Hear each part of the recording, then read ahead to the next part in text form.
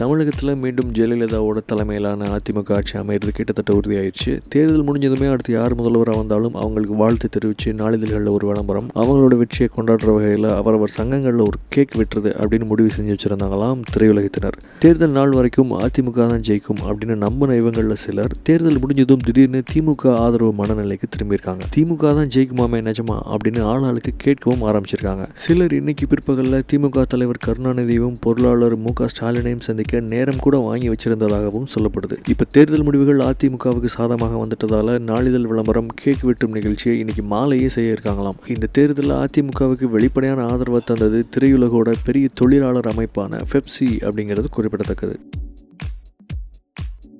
நடிகர் சங்கம் கட்டடமாவது இது கட்டவே முடியாது, அதெல்லாம் நினைச்சு கூட பார்க்க முடியாது. எத்தனை கடன் எப்படி முடியும்? விமர்சனங்களை மட்டும் வைக்காமல் நம்ம உதவியை செய்யணும், கூட இருந்து உதவி செய்யணும்.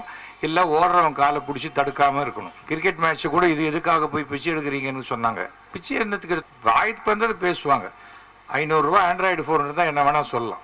இப்போ கட்சியை பற்றி யாராவது பேசணுன்னா கூட நம்ம நடிகை தான் 2 கட்சிக்காகவும் பேசுகிறாங்க. உங்களுக்கு எந்த உதவி தேவைப்பட்டாலும் செய்வதற்காக நடிகர் சங்கம் இருக்கிறது. அதுக்காக எனக்கு அந்த தெருக்கு போகிறதுக்கு வழி தெரியல அப்படின்லாம் ஃபோன் பண்ணி கேட்கக்கூடாது.